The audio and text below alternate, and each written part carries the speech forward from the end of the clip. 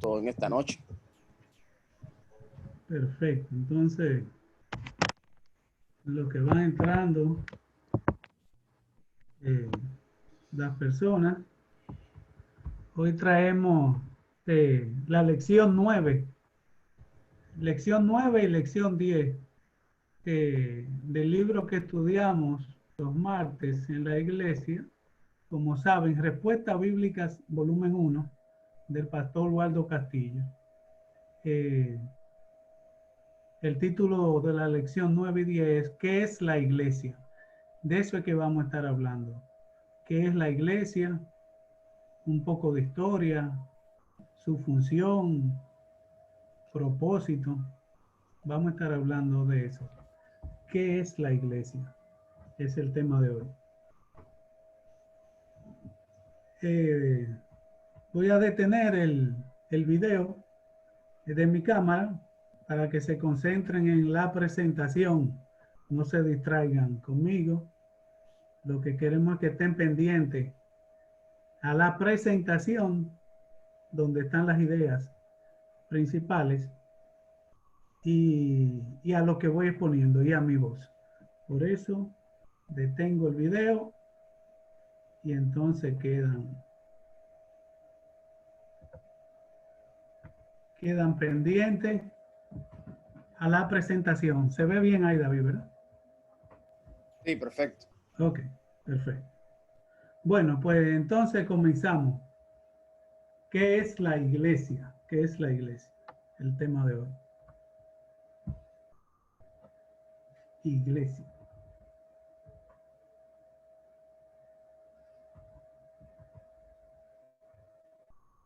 La palabra iglesia proviene de una palabra griega. En el Nuevo Testamento es que vemos esta palabra, eclesia.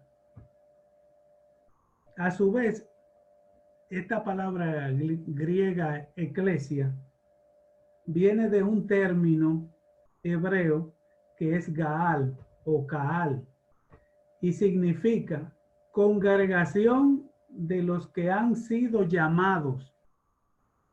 Eso es lo que significa el término iglesia, eclesia, el término griego eclesia que encontramos en el Nuevo Testamento. Congregación de los que han sido llamados o congregación de los llamados hacia afuera o en su significado más básico, llamar hacia afuera. Eso es el término que encontramos en el original griego del Nuevo Testamento, eclesia, y traducido al español es iglesia, ¿verdad? Significa congregación de los que han sido llamados o congregación de los llamados hacia afuera o llamar fuera. La iglesia es el pueblo que ha sido llamado por Dios hacia afuera, hacia afuera. Es decir, fuera del mundo de pecado, fuera de la vanidad de esta tierra, fuera del estilo de vida pecaminoso y desagradable a Dios. Y en cambio, ha sido llamada esta iglesia a hacer lo que dice Primera de Pedro 2:9. Ahí lo tienen en la presentación. Hemos sido llamados a ser pueblo de Dios, linaje escogido, real sacerdocio, nación santa, pueblo adquirido por Dios para anunciar las virtudes de aquel que nos llamó de las tinieblas a la luz admirable. A eso es que nosotros hemos sido llamados. Por eso lo del término eclesia, iglesia, congregación de los que han sido llamados. Y nos llamó a eso que dice, que encontramos en Primera de Pedro. Para ser pueblo de Dios, linaje escogido. Así como dice.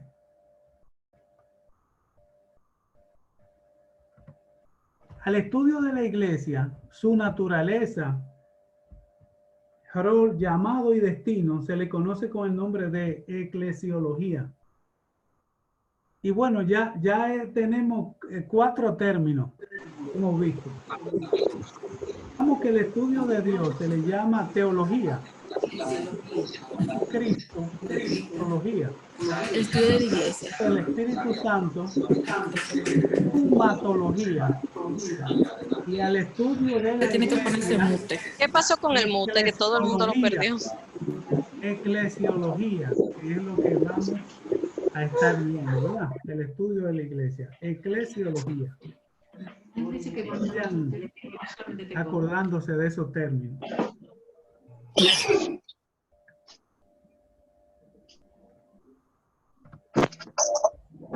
En un sentido amplio, cuando la Biblia habla de la iglesia, cuando encontramos el término iglesia en el Nuevo Testamento, se refiere a todos los creyentes en todas las épocas, y de todas las edades y razas, la iglesia universal, ¿verdad? Que son salvos por su fe depositada en la obra realizada por Cristo Jesús en la cruz del Calvario. A eso se refiere el término iglesia en un sentido amplio, como nos lo presenta el Nuevo Testamento.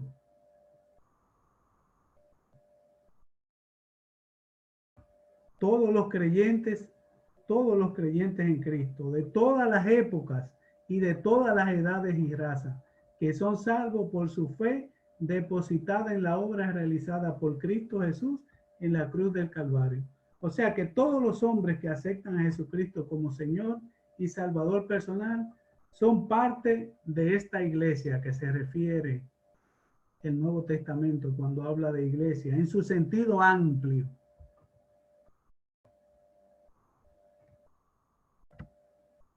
Jesucristo es el creador, fundamento, roca y ancla de la iglesia. Jesucristo es la zapata de lo que llamamos iglesia. El fundamento es Jesucristo de la iglesia. Como dice Primera de Corintios 3:11, porque nadie puede poner otro fundamento, otra base, otra zapata que el que está puesto, el cual es Jesucristo. Ese es el fundamento de la iglesia, la roca, el ancla, el creador de la iglesia.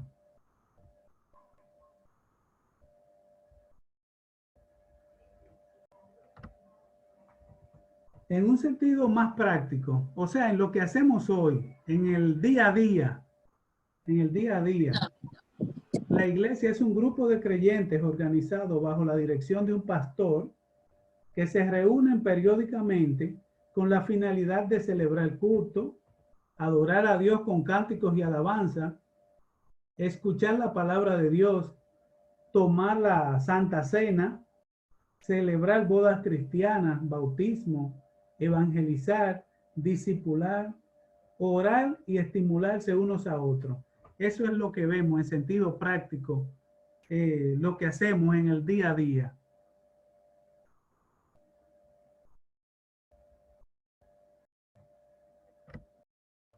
Pero no debemos olvidar que la verdadera iglesia de Dios no es una organización terrenal con gente y edificios, sino una entidad sobrenatural integrada por aquellos que han sido salvados por Jesús.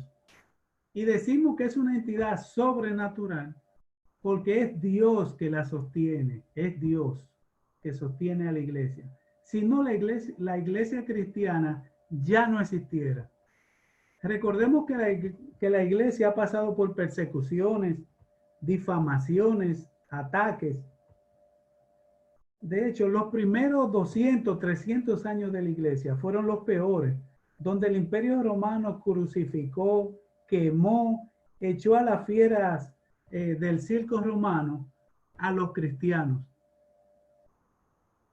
20 siglos después, seguimos. Sigue la iglesia de Cristo. Sigue el Espíritu Santo acompañando a la iglesia, convenciendo al hombre de pecado. 20 siglos después, seguimos. Antes de ascender al cielo Jesucristo, dio la gran comisión, lo que conocemos como la gran comisión. Y la encontramos en Mateo 28, del 18 al 20. Y Jesús se acercó y les habló diciendo: toda potestad me es dada en el cielo y en la tierra. Por tanto, id y haced discípulos a todas las naciones, bautizándolos en el nombre del Padre y del Hijo y del Espíritu Santo, enseñándoles que guarden todas las cosas que os he mandado. Y he aquí, yo estoy con vosotros todos los días hasta el fin del mundo. Amén. Esa fue la gran comisión que Cristo le dejó a sus discípulos, que le dejó a los apóstoles. Ir por todo el mundo y hacer discípulos a todas las naciones. A todas las naciones. Ahora veamos un poco del nacimiento de la iglesia cristiana, la iglesia de Cristo. ¿Cómo nació esta iglesia cristiana? Pero antes de hablarle de cómo nació, voy a aclarar algo que es importante. Antes de entrar al nacimiento de la iglesia, permítanme aclararles algo.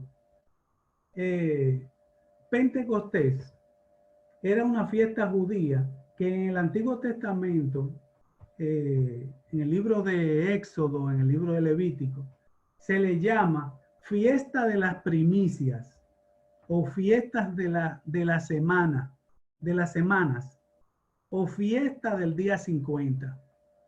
Tenía esos nombres, así se conocían esas fiestas. Desde el Antiguo Testamento, desde el libro de Éxodo, se conocían así: fiesta de las primicias, fiestas de las semanas o fiesta del día 50.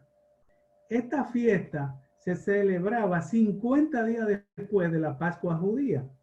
De ahí que en el Nuevo Testamento, que fue escrito en griego, se le llama a esta fiesta judía con un nombre griego: Pentecostés, que quiere decir 50 o 50. Eso es lo que quiere decir la palabra Pentecostés. Durante la celebración de la fiesta de la Pascua y del Pentecostés, muchos judíos que vivían en el extranjero peregrinaban, o sea, iban de otras regiones a Jerusalén a participar de estas fiestas solemnes. Con esta aclaración, hablemos de entonces el nacimiento de la iglesia. La iglesia cristiana comenzó su historia como un movimiento mundial en Jerusalén el día de Pentecostés. Por eso le hablé de qué era el día de la fiesta de Pentecostés, para que nos ubiquemos, ¿verdad? El momento histórico que estamos. En una fiesta, Jerusalén lleno de judíos de todas las regiones. Esto ocurrió a fines del año 30, el año 30 de nuestra historia. 50 días después de la resurrección de nuestro Señor y 10 días después de su ascensión. O sea, 10 días después que Cristo le dio el mandato de la gran comisión que vimos, ir por todo el mundo, ¿verdad? Y predicar, hacer discípulos a todas las naciones. 10 días después de esto, nació la iglesia. ¿Y cómo comienza la iglesia? En la mañana del Pentecostés, mientras los seguidores de Jesús, 120 en número, estaban congregados orando, el Espíritu Santo vino sobre ellos de una manera maravillosa. Vino el Espíritu Santo. Es a partir de aquí que empieza la iglesia cristiana, a partir de ese momento. Recordemos que ese mismo día el apóstol Pedro da un discurso y se convierten como 3,000. A partir de aquí se empieza a observar el vigoroso desarrollo de la iglesia cristiana y la proliferación de comunidades de discípulos, de iglesias, primeramente en Jerusalén, después en Judea y Samaria, y luego, tras la dispersión de los creyentes debido a la persecución por parte de los judíos, que fueron los primeros que comenzaron con la persecución de seguidores de Cristo, nuevas congregaciones fueron surgiendo en Siria y países vecinos. De hecho, fue en la iglesia de Antioquía de Siria que a los seguidores de Jesús se les llamó por primera vez cristianos. La primera vez que se oye ese nombre fue en una iglesia, y no en una iglesia de Jerusalén, en una iglesia de Siria, de Antioquía de Siria, que fue el centro de operación de Pablo, cuando estudiamos el libro de los Hechos. El desarrollo internacional de la iglesia alcanza su mayor expansión con los viajes misioneros de Pablo y otros evangelistas, aunque el libro de Hechos se concentra sobre todo en Pedro y Pablo, pero todos los apóstoles y discípulos fueron a evangelizar, se lanzaron a evangelizar a diferentes países. Pero no hay duda de que el mayor alcance lo tuvo el apóstol Pablo, pero todos se lanzaron a la evangelización.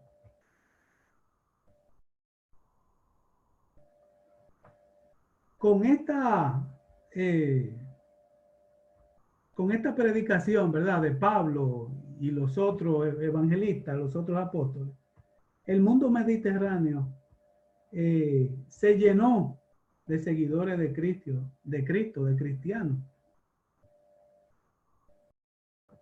Ya para el año 70 de la era cristiana, o sea, que 40 años después de la muerte de Jesús, la iglesia cristiana se había esparcido por todas las provincias del Imperio Romano. Esto no le llevó 200, 300, 500 años, no.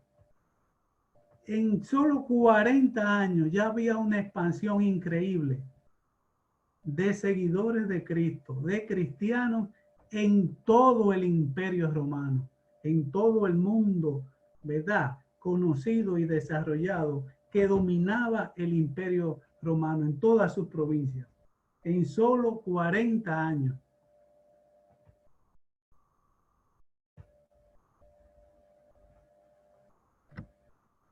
Ahora vamos a hablar de algunas funciones generales de la iglesia. Estas son algunas funciones generales. Son conceptos. Y tenemos predicar la salvación, predicar el evangelio, ¿verdad?, ser casa de oración y adoración, proporcionar comunión religiosa, sostener el nivel moral. Hablemos de ella brevemente. Predicar la salvación. Corresponde a la iglesia pregonar las buenas nuevas de salvación a toda persona y en todo lugar hasta que Jesucristo regrese a la tierra. Esta es la primera y la más importante función de la iglesia. Predicar la salvación, predicar el evangelio. Cristo ha hecho posible la salvación proveyéndola. La iglesia debe de hacerla una realidad proclamándola. Eso es lo que nos toca a nosotros. Eso es lo que le toca a la iglesia. Proclamar la salvación, ¿verdad? Cristo la provee, la iglesia la proclama, la predica. Otra función general. Ser casa de oración y adoración. La iglesia debe ser una casa de oración y adoración, donde el pueblo de Dios comparta estas experiencias espirituales. Es solo cuando la iglesia ejerce el ministerio de la oración, predicación, comunión, unos con otros, la ayuda al necesitado, las visitas, la adoración pública, que se podrá decir, y el Señor añadía cada día a la iglesia los que habían de ser salvos, como dice Hechos 2:47. Otra función general, proporcionar comunión religiosa. La iglesia es una hermandad compuesta de aquellos que comparten una experiencia espiritual común. La comunión implica estar juntos, amarse unos a otros y estar en comunidad. La comunión incluye escuchar a alguien que tiene una preocupación, orar con alguien que tiene una necesidad, visitar a alguien en el hospital, presentar peticiones de oración. A eso nos referimos con proporcionar comunión religiosa. Y sostener el nivel moral, otra función general de la iglesia. La iglesia es la luz del mundo, destinada a disipar las tinieblas de la ignorancia moral. Es la sal de la tierra para preservarla de la corrupción moral. Lo que sazona al mundo es la iglesia. Si nos parecemos demasiado al mundo, vamos a perder nuestro valor y poder transformador. Para la sal ser útil debe penetrar la carne y condimentarla. Para la luz brillar debe ser encendida en donde haya oscuridad. Si los creyentes han de sostener el nivel moral de un mundo caído y en continuo proceso de depravación ética y moral, deberán complementarse con él, con el fin de evangelizarlo, iluminarlo y transformarlo, pero mediante la fuerza del Espíritu Santo. Ahora vamos a ver algunas funciones específicas de la iglesia. Ahorita hablamos de funciones generales, de conceptos. Ahora vamos a aterrizar, vamos a bajar a lo particular, a lo que vemos en el día a día. Y la primera función específica de la iglesia es proclamar el evangelio, ¿verdad? Proclamar la salvación. Como dijimos, esta es la función más importante de la iglesia. Proclamar el evangelio, proclamar la salvación. Otra función específica, congregar a los salvados. Otra función específica, instruir para llegar a ser discípulo de Cristo. Discípulo de Cristo. Por eso es que en la iglesia hacemos el discipulado. Estudiamos la Biblia. Hacemos estudios bíblicos para poder ser discípulo de Cristo, para que entendamos qué es ser discípulo de Cristo. Por lo que no te quedes viendo novela o el juego de pelota. Ven a la iglesia, estudia tu Biblia. No la dejes cogiendo polvo en un rincón, como hay muchos. Otra función, ministrar las ordenanzas del bautismo y la Santa Cena. Otra, motivar a sus miembros a vivir una vida que agrade a Dios, en obediencia a Dios. Y para tú saber qué agrada a Dios, para tú ser obediente a Dios, tú tienes que conocerlo. Y de la única forma que conocemos a Dios es a través de su revelación, ¿verdad? De la Biblia. Por eso es que tenemos que estudiar la Biblia. Por eso en la iglesia hacen tanto énfasis en esto. Otra función específica, servir como medio de expresión de la voluntad de Dios en medio de este mundo. Otra función, llegar a ser una comunidad con una preocupación y responsabilidad social. Otra función, servir de modelo al mundo mientras vive bajo el señorío cristiano. Modelo al mundo, pero viviendo bajo el señorío cristiano. Esa es la clave.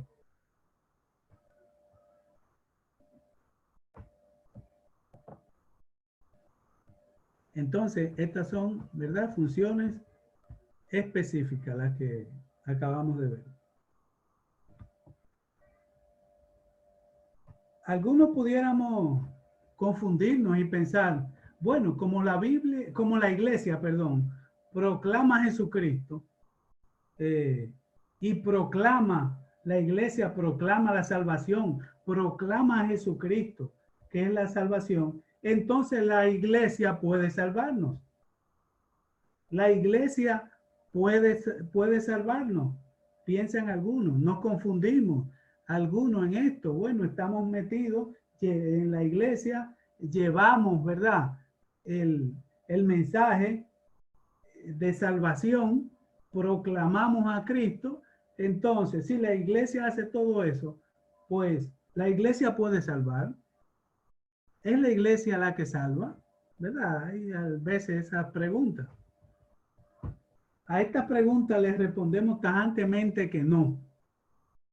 La iglesia no fue instituida para ser medio de salvación para los hombres, porque como dice Juan 14:6, solo Cristo es el camino, la verdad y la vida, y nadie viene al Padre sino mediante la fe y confianza en su persona.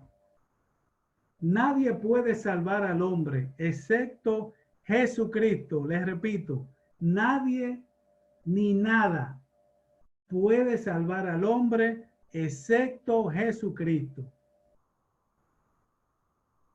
Además, la Biblia afirma en 1 de Timoteo 2:5, solo hay un mediador entre Dios y los hombres, Jesucristo hombre.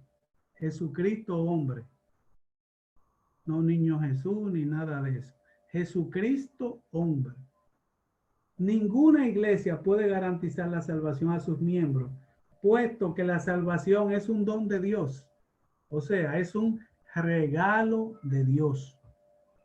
Por eso solo Dios, solo Cristo puede salvarnos.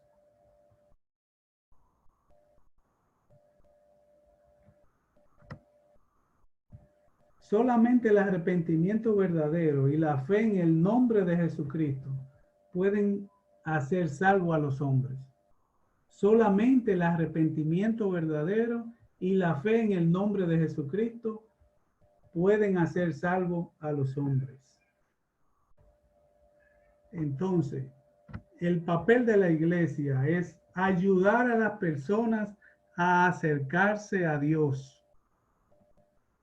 El papel de la iglesia es ayudar a las personas a acercarse a Dios mediante la evangelización, la predicación, el discipulado y la administración a las necesidades. Además, brindar la protección y compañerismo que todo hijo de Dios necesita para crecer en su fe, desarrollarse y poner en práctica los dones del Espíritu Santo, para de esta manera cumplir con el propósito de Dios para su vida. Ese es el papel de la iglesia, ayudarnos. Y eso es lo que hace la iglesia, ayudarnos, ayudar a las personas a acercarse a Dios, proclamar el evangelio, evangelizar, predicar, discipular, todo eso es lo que hace la iglesia. Con esto, señores, damos término al estudio bíblico de hoy, que es la iglesia. Esperamos que esto le ayude a tener una idea más clara sobre la iglesia cristiana, un poquito de su historia, que después pudiéramos ver en un estudio del libro de los Hechos, y la función y papel de la iglesia. Gracias, señores, por su asistencia. Pongo ahora el video y David. Amén. Muchas bendiciones. Gracias.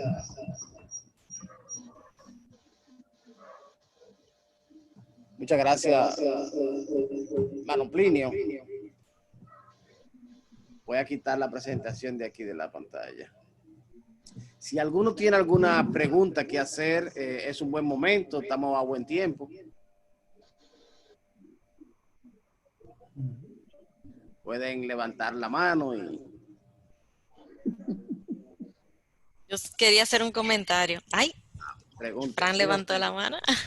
Que muchas veces cuando estamos evangelizando, la gente nos cuestiona sobre por qué hay tantas iglesias. Y pareciera que eso es un inconveniente para poderlo hacer que las personas tomen la decisión correcta de por dónde acercarse a Dios, y cada una de las iglesias parecieran ser una diferente a la otra. Aprendí que tenemos que hacer como cuando Jesús le contesta a la samaritana, que la samaritana del pozo le dice, mira que si en Jerusalén es que adoran, que si allí es que adoran, que otros dicen que allí o que allá. Y la respuesta de Jesús fue muy clara, sencilla, bonita, directa, y le dice que el Padre está buscando verdaderos adoradores. No se distrae él en muchos detalles sobre dónde, cómo y cuándo, sino en que nos enfoquemos en encontrar en esa iglesia, bueno, en la que estamos, un entorno real donde podamos adorar y servir a un Padre real que está buscando verdaderos adoradores, no otra cosa, sino eso. No sé si a ustedes les pasa lo mismo cuando evangelizan, que ese es un tema que no se queda. Bueno, sí, tal cual como veíamos a la segunda parte del estudio, sabemos que, y vimos ahí, que no es la iglesia la que salva, sino es nuestra confianza puesta en Jesucristo la que hace la diferencia. Si Plinio quiere abundar algo con respecto a eso. Sí, eso, en ese mismo sentido, yo creo que algo que tenemos, ¿verdad?, que llevar y que decir, identificar eso. Oye, Jesús es quien salva, es Jesús, no es la iglesia. Yo creo que estas son cosas que pone, ¿verdad?, que pone el enemigo para distraer a las personas, para buscar algo y no dar el paso, ¿verdad? Buscando un tropiezo, buscando algo, un desvío, para no llegar a lo que realmente deberías de llegar.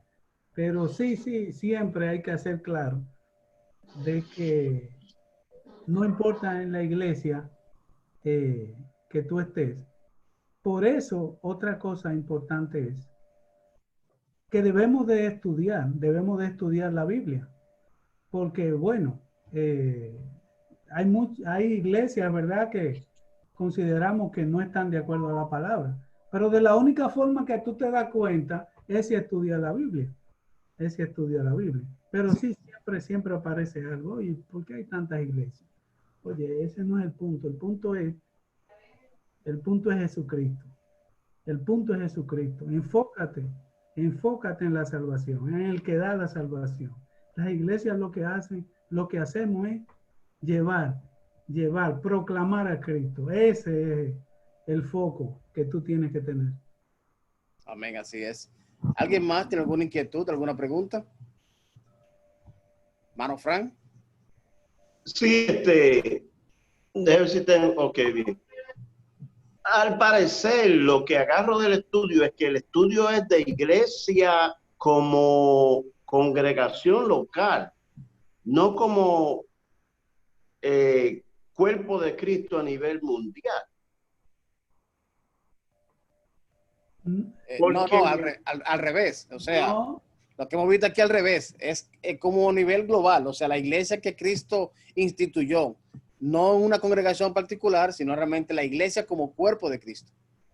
Porque si es la iglesia como cuerpo de Cristo, no se puede ser salvo fuera de la iglesia. Sí, pero la iglesia la iglesia no es que salva. No, estamos claros. Salvación solo la hay en el sacrificio de Cristo en la cruz. Estamos claros en eso. Exactamente. Pero de la misma manera, no se puede reclamar ser salvo sin ser parte de la iglesia, porque la iglesia es el cuerpo universal de Jesucristo. Eso de que yo soy salvo y yo ando como cabra monté por mi cuenta, separado de la iglesia, no existe tal cosa. Eso es un punto muy interesante, porque dicho sea de paso, muchas personas hacen eso, o sea, hacemos eso. Decimos, no, es que yo no necesito congregarme para ser salvo. Y es cierto, para ser salvo usted no necesita congregarse. Ahora, para mantenerse firme en la fe, sí hay que congregarse. Y sobre todo que hay que analizar que cuando una persona decide no congregarse, hay que ver que hay algo detrás de eso. Entonces, ese algo que te motiva a no congregarte es el que te está también sacando de la fe. Eso es como dice la palabra. O sea, si tú tienes algo en contra de tu hermano, primero va y resuelve eso con tu hermano y después entonces vuelve. Cuando la gente decide no congregarse, no es porque está tan santo que no necesita una iglesia, sino porque hay algo detrás de eso que le evita mantenerse firme en su fe. De hecho, pastor, y perdone que tome tanto tiempo en el punto, pero con el respeto que cualquiera que me esté oyendo se merezca, no creo en salvación cuando una persona no quiere compartir en el espíritu con otro cristiano. Jesús fue bien claro en Juan 17, dijo que ellos sean uno como tú y yo somos uno, y el mundo se va a dar cuenta que son verdaderamente cuando sean uno. Si en mí no, si yo tengo un problema con congregarme con mis hermanos en Cristo, no puede haber Espíritu de Dios en mí. No importa la lengua que yo hablo, porque la muestra de yo ser parte del cuerpo es que yo quiero estar con el cuerpo. Así es, y también el mismo Jesús la aclara y dice, si tú no puedes tolerar a tu hermano que conoces, que lo ves, que lo palpas, ¿cómo puedes entonces amar a Dios que nunca lo has visto? Y también nos dice, tú que estás fuerte, entonces ayuda al débil y mantén el débil en el camino del Señor. Es realmente así como usted dice, mi hermano Frank. Lino, ¿tú ibas a apuntar algo más? No, sí, sí. Bueno, si nos lleváramos 100% de esto, entonces, de esa teoría, entonces no sería la fe en Cristo que salvara. Si para yo salvarme tengo que estar en la iglesia, o sea, 100%, ¿verdad? Si para salvarme tengo que estar en la iglesia, entonces no es solamente fe en Cristo, es fe en Cristo e iglesia. Ahora, sí hay un problema. Y en la Biblia, en el Nuevo Testamento y en toda la Biblia, siempre hay un llamado a congregarnos. Como dice David, como tú dices, si yo no me congrego, pues hay un problema en mí. Hay un problema en mí. Definitivamente, definitivamente, hay un problema en mí. Porque la Biblia a eso es que llama. Y el Nuevo Testamento es un llamado a eso. Oye, y Jesucristo dijo, van a saber que me aman Sí, cuando ustedes se amen entre sí. Es un llamado siempre a congregarnos, siempre. El que cree que no necesita de la iglesia, es un problema que hay realmente. sí. Ahí hay un problema. Es un problema similar a muchas personas que no estamos muy claros con la acción de ofrendar de los diezmos y deciden que no, sin que nos metamos a ese otro tema que es bastante amplio. Pero cuando una gente no ofrenda a la iglesia, no diezma a su iglesia, entonces hay un problema ahí, no con su fe, sino que está poniendo por encima de su fe. Usted está poniendo un bienestar económico o una deuda o algo por encima de lo que es Dios. Entonces eso también hay que estudiarlo. Pero lo que sí tenemos que dejar claro en esta noche es que por más que usted vaya a la iglesia, si usted no entregó su corazón al Señor, usted bienvenido es y muy bien, gracias por estar aquí, pero eso no lo va a llevar al cielo. Asistir fielmente a una iglesia no lo va a llevar al cielo. Tenemos primeramente que buscar el reino de Dios y su justicia, que ese es el camino al cielo. Amén. Vamos a pasar, hermanos. A mí me gusta el símil que ponen de la iglesia, del carbón. Me encanta ese ejemplo que hacen para que vean lo importante que es la iglesia. Es como cuando usted junta una candela, prende un anafe, prende una leña. Usted ve que eso está al rojo vivo, al rojo vivo. Usted agarra con una pinza y saca un carbón o una leña de eso y usted verá que al tiempo, después de varios minutos, eso se pone en nada. Ese ardor y eso se le fue. Se le fue.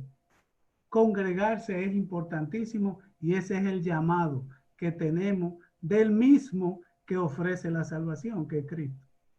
Amén, Sí. así es. Antes de pasar a seguir con la pregunta, vamos a hacer el examencito de esta noche para que no se nos olvide el estudio y después nos quememos. Sí. Así que vamos a pasar alguna pregunta acá. Usted responde en su computador con el mouse o también en su pantalla, si tiene un celular, dándole un clic a la respuesta. Y aquí está la pregunta y le voy a pedir a mi hermano Plinio que la vaya leyendo por si acaso requiere alguna aclaración. ¿La ves, Plinio? No me han salido. Ahora sí. La primera pregunta. El significado básico del término iglesia es congregación de los que han sido llamados, para responder sí o no. Responde sí o no. El significado básico del término iglesia es congregación de los que han sido llamados. La segunda pregunta. En un sentido amplio, cuando la Biblia habla de iglesia, se refiere a todos los creyentes en Cristo en toda la época y de todas las edades y razas, que son salvos por su fe depositada en Cristo. Esa es una opción. La otra opción, todos los creyentes en Cristo de tu congregación o concilio, que son salvos por fe, por la fe depositada en Cristo. Usted va a elegir una de esas dos opciones. La tercera, déjenme bajar porque me queda. ¿Quiénes forman la verdadera iglesia de Dios? La verdadera iglesia de Dios. Los templos o edificios, las organizaciones, el pastor y los líderes, los salvados por Jesús. ¿Quiénes forman la verdadera iglesia de Dios? Usted elige una de esas opciones. La cuarta pregunta. Elija una función de la iglesia. Hay dos alternativas. Proclamar el evangelio y hacer brindis en los cultos. La pregunta 5. ¿Es la iglesia un medio de salvación? Usted contesta sí o no. Elige sí o no. Pregunta 6. ¿Cuál es el único medio de salvación provisto por Dios? Las buenas obras, Jesucristo, el niño Jesús, el divino niño, la Virgen de la Alta Gracia. Me gustó lo del divino niño. Y la pregunta 7. ¿El papel de la iglesia es ayudar a las personas a acercarse a Dios? Usted elige sí o no. Esas son las preguntas. Hay aproximadamente dentro del grupo, somos 35 conexiones, solamente 12 han estado participando. Si alguien más quiere llenar, entonces vamos a dar un chancecito más de un par de minutos.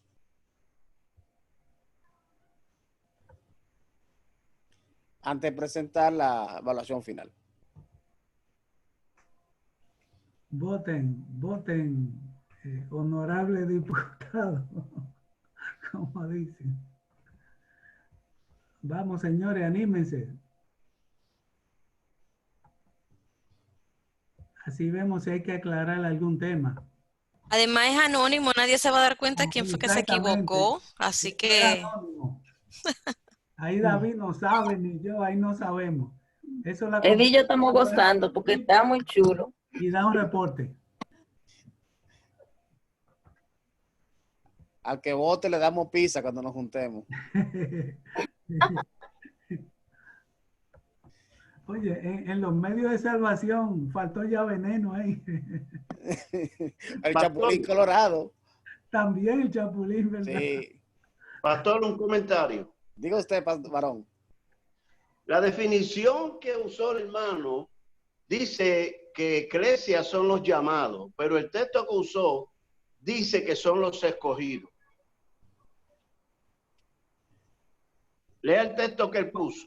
¿Cuál pregunta? Perdón. Es un pregunta? comentario. A ver si ahí. ¿Perdón? Es un comentario que la definición no usó un pasaje que diga que son los llamados, sino No. usó un pasaje que dijo que son los escogidos. No, hablábamos del término iglesia en griego, en la El, introducción. el significado de la griego. palabra.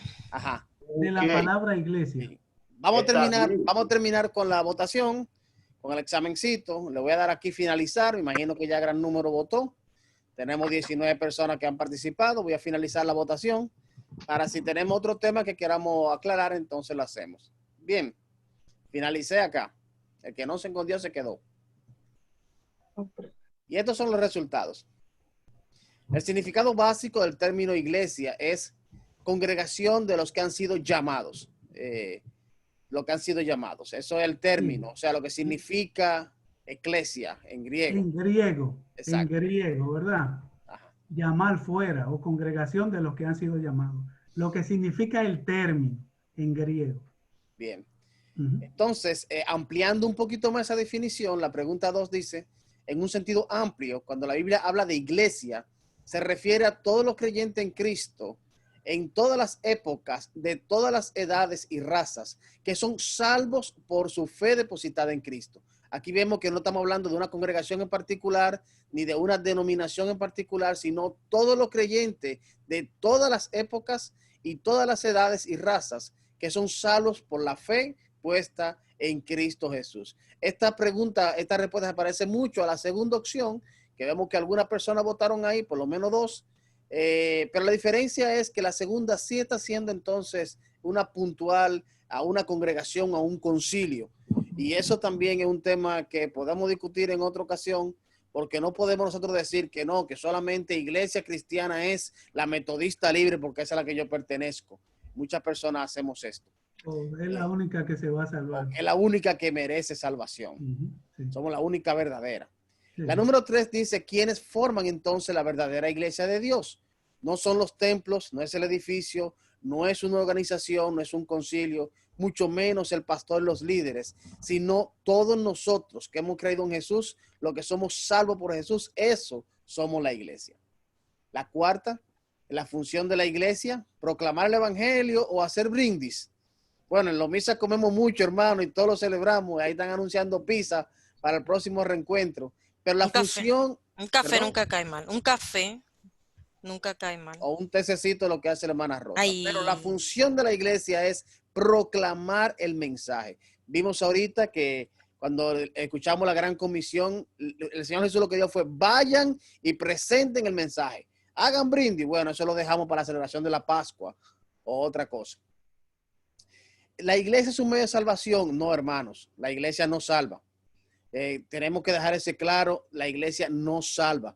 Por más que usted se congregue, si usted no entrega su corazón a Cristo, que es el que salva, entonces usted va para el cielo. No por asistencia a una iglesia. Ni siquiera por haber tenido una membresía en una iglesia. Incluso, también ahí podemos agregar para un futuro estudio algo que sí predicamos nosotros, y es que podemos perder la salvación. Aunque usted tenga todos los requisitos del lugar, y vemos muchos ejemplos bíblicos donde hay muchas personas que hacían de todo y después al final flaquearon, y entonces lamentablemente es posible que no lo encontremos en el reino de los cielos. La sexta es, ¿cuál es el único medio de salvación provisto por Dios? Jesucristo. No es por obras, las obras es un complemento, pero no es por más bien que nos portemos. No es por el niño Jesús, ni por el divino niño, ni el niño de Antorcha, ni el Santo Cristo de Vallaguana, ni mucho menos la Virgen de la Alta Gracia. Y la número séptima es, el papel de la iglesia es ayudar a las personas a acercarse a Dios. La respuesta correcta, como todo el mundo votó, es sí. Ese es un papel fundamental de la iglesia, encaminar a las personas hacia Dios. Amén. Ahora, Entonces, pastor, sí. hay algo que es una contradicción intrínseca. Ajá. Y todos los miembros del cuerpo de Cristo de todos los tiempos son parte de la iglesia, ¿correcto? Así es. ¿Cómo puede la iglesia pensar en Pentecostés? No. La iglesia no empieza en Pentecostés. Cuando hablamos de Pentecostés, hablamos de inicia el término. O sea, por ejemplo, todo el que comenzó a seguir a Cristo, desde que Cristo empezó su ministerio, que fue bautizado en el Jordán, cuando llamó a los discípulos y los mandó a participar en su ministerio, son cristianos, fueron seguidores de Cristo. Ahora, fue muchos años después, cuando dijo nuestro hermano Plinio, allá en Antioquía, en Siria, que comenzaron a llamarlo cristiano. Es lo mismo con la iglesia. La iglesia siempre ha existido. No podemos decir, bueno, la iglesia comenzó en Pentecostés. No, no, no, no. Empezó ese término, lo que conocemos hoy con el término de iglesia. ¿Le aclaro un poquito, hermano Fran? No, está bien la aclaración, aunque en Mateo 18 Jesús usó la palabra iglesia. Que usted citó eso ahorita, cuando dijo, si hay un problema, tienen que llevarlo a la iglesia. Usted citó el pasaje. Sí. Sí, así es, pero recuerde que cuando se escribió Mateo, ya había pasado Pentecostés. Está en la voz de Cristo, no en la voz de Mateo. Mateo solamente es el que escribe. Jesús es el que está hablando. Sí, así es, pero ya eso es un término que ya se había, o sea, cuando Mateo le escribe, usó un término en griego que ya Jesús se había referido a él, como usted dice, o sea, se refirió a él. Pero, ¿cómo le explico, hermano Frank? O sea, lo que inició en Pentecostés, aclaramos ahorita, fue el término. El término. Por ejemplo, le voy a hacer un símil, a ver si lo entendemos en ese momentito. La Iglesia Metodista Libre. Bueno, Juan Wesley nació en el año 1703. Y a partir de ahí comienza una historia que nosotros nos llamamos metodistas, después pasamos a ser metodistas libres. Para decirle algo, algo similar. Pero eso no significa que nuestra iglesia comenzó con Juan Wesley, comenzó ese movimiento y comenzó ese nombre.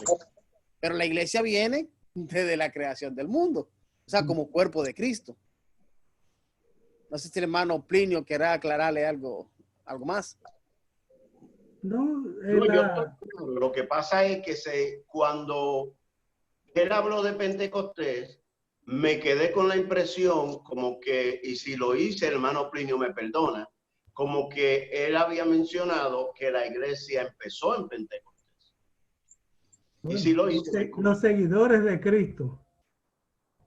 La iglesia cristiana de por sí, la iglesia cristiana, ¿verdad? La iglesia de los seguidores de Cristo. También hay algo interesante en esa historia, Frank, y es que sabemos que por así decirlo, el cuerpo de Cristo, la iglesia, se divide en dos, igual que la Biblia. Tenemos el Antiguo Testamento y el Nuevo Testamento. La historia bíblica se divide en dos. Y no es lo mismo la iglesia en el Nuevo Testamento que la iglesia en el Antiguo Testamento. O sea, su forma de culto, su forma de adoración, hubieron mucha variación, incluso la forma de ministerios. Porque si fuera así, yo no fuera pastor de la misa. Tuviéramos que buscar un descendiente de quién? De Aarón. De Aarón.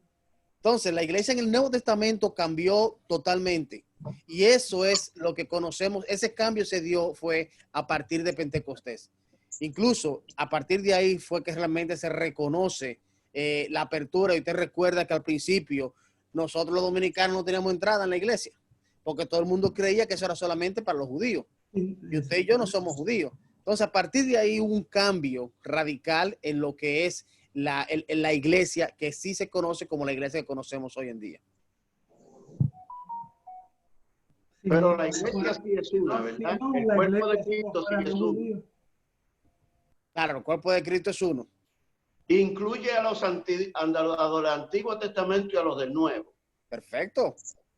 Gracias. Amén. Bien. Gracias. Amén. ¿Alguien más tiene alguna otra inquietud? Y realmente eso es bueno que podamos expresarnos, porque eso nos nutre a todos y nos obliga también a leer que el Paquito de Calimán o de Memín, no, nos obliga a leer la Biblia. Y la Biblia completa. Y la Biblia completa, porque la Biblia es una sola. Así como nos aclara nuestro hermano Frank, el cuerpo de Cristo es uno solo, también la Biblia, que no se contradice en ninguna de sus partes.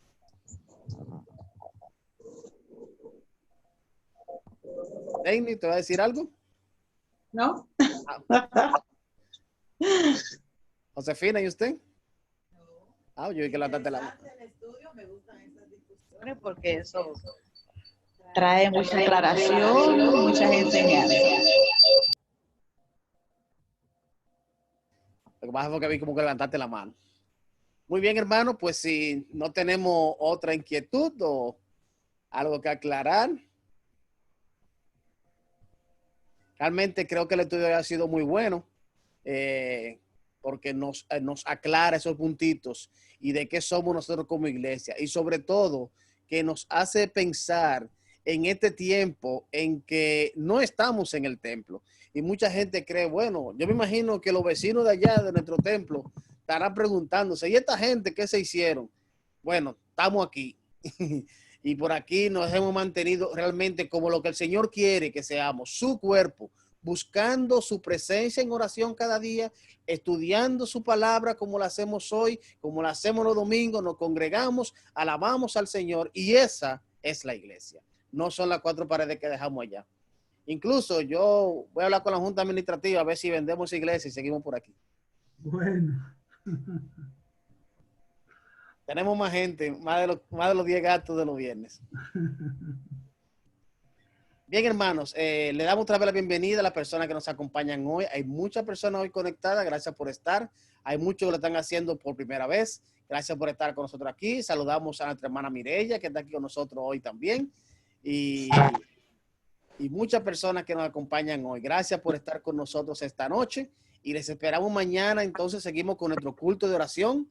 Igual por este mismo canal y a esta misma hora. Y el próximo martes tenemos otro interesante estudio basado en la palabra de Dios. Les recuerdo que estos estudios lo estamos haciendo en base a este hermoso libro que se llama, así como anunció nuestro hermano Plinio, Respuestas Bíblicas. Este es el volumen 1. Cuando terminemos vamos a arrancar con el volumen 2. Esto le escribió el pastor Waldo Castillo de una de nuestras iglesias en la Romana. Y algo muy bueno es que esto está basado en lo que creemos nosotros como Iglesia Metodista Libre. Y también algo muy lindo es que nuestra doctrina metodista está puramente basada en la palabra de Dios como libro de autoridad. No hay nada agregado ahí de nadie humano que se inventó esto, que consideró tal cosa, sino que creemos en lo que dice la palabra de Dios. Amén. Vamos a estar puestos de pies, hermanos, y vamos a orar en esta noche. Amén. Le voy a pedir a mi hermana Mireya, que está por aquí. Mireya, usted me debe una cancioncita, pero esta noche simplemente ore para terminar el culto en esta noche. Muy bien, muy bien. Amén. Amén. Una bendición especial para cada uno de los hermanos que están conectados esta noche. Amén. Extrañándolo mucho. Amantísimo Padre, te alabamos, bendecimos tu nombre, Señor, y te glorificamos, Padre Santo. Y te damos gracias, Señor, por tu misericordia, por tu amor, por permitirnos, Señor, reunirnos a través de este medio para hacer nuestro estudio de cada martes, Señor. Te pido una bendición especial para cada uno de nuestros hermanos, Señor, los presentes y los que no pudieron conectarse. También una bendición muy especial para el profesor. Dale sabiduría para que él pueda seguir instruyéndonos, para que podamos aprender de tu palabra y estar claros, Señor, en cada cosa de la que tú dejaste escrita, Padre. Sí, Padre. Muchas gracias, Señor. Bendigo y alabo tu nombre, Señor, en el nombre de Jesús. Amén. Amén. Amén. Muy bien, hermanos, pues muchas bendiciones y saludos a sus hermanos en esta noche.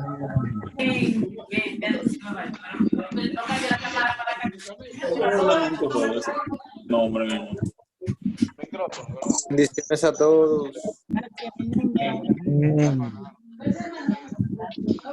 ¿Qué anda por ahí? No, no te la mi niño. ¿Qué hace, mamá? Te bendiga. No sé exactamente esta noche que vuelvo un poco.